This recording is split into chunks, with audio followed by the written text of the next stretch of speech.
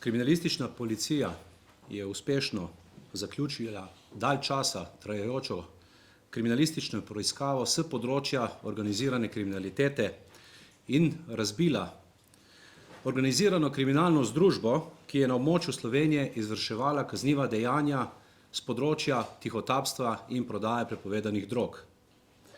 Člani združbe so imeli dobro notranje, hierarhično organizirane vloge z jasno razdeljenimi vlogami posameznikov, od dobaviteljev, kurirjev pa odjemalcev.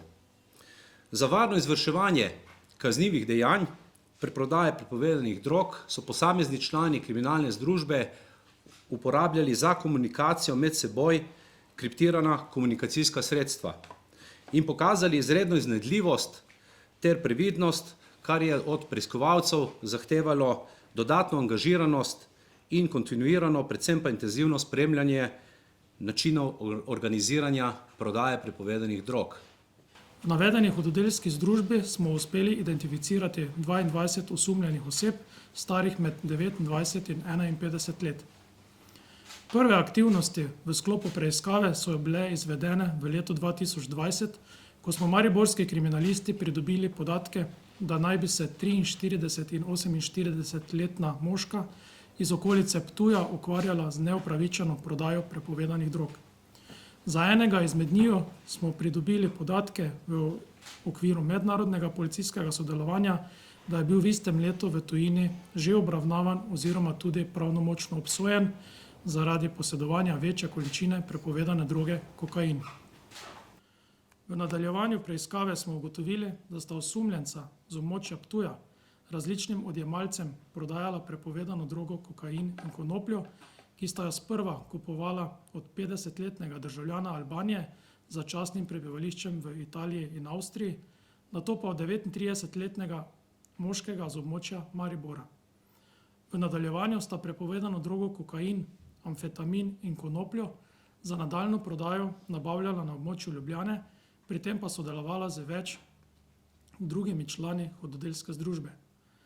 Dva izmed članov združbe iz območja Ljubljane sta večje količine prepovedane droge kokain in amfetamin dostavljala preprodajalcem na območju Štajerske, Pomurja, Gorenjske, Notranjske in Primorske. Večje količine prepovedane droge kokain, namenjene za nadaljnjo prodajo, sta osumljena moška nabavljala tudi pri 51-letnemu moškemu iz okolice Slovenske Bistrice. Na območju Ljubljane sta prepovedano drogo prevzemali in na Štajersko dostavljali tudi 29 in 42-letna ženska.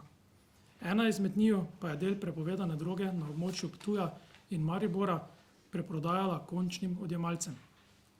V obravnavanem primeru je policija zbirala dokaze poleg klasičnega načina dela tudi z uporabo tako imenovanih prikritih preiskovalnih ukrepov, tako tistih, ki jih odrejamo pristojni državni tožilci, kakor tistih, ki jih na naše predloge odreja pristojno sodišče.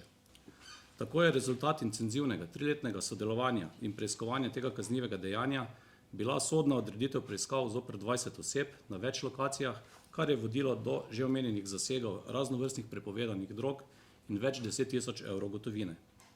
Prav tako je bilo v nadaljevanju zoper vseh 6 preiskovalnemu sodniku privedenih osumljencev odrejeno sprva sodno pridržanje, nato tudi pripori iz razloga ponovitvene nevarnosti. V ponedeljek pa je bila vložena tudi zahteva za preiskavo zoper 18 osumljencev zaradi utemeljenega suma izvrševanja kaznivega dejanja, neupravičene proizvodnje in prometa s prepovedanimi drogami.